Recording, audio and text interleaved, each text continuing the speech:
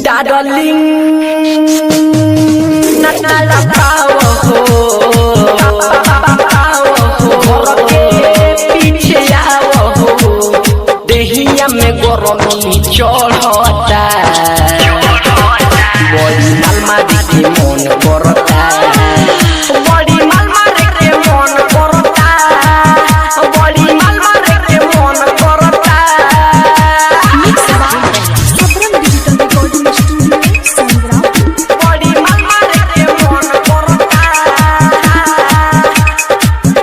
बड़ी अलमारी के मन करता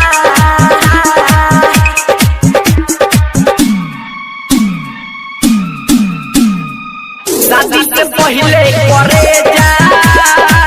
मिलत रहू रोज हो देत रहू ले रहू रोज भर पेट रोज लगा के आदत तू चल गइलू रोज के आदत काहे धरइलू अब मन ना लगता बेबी बेबी ठानता गजबे रंग अब चढ़ता बड़ी अलमारी के मन करता बड़ी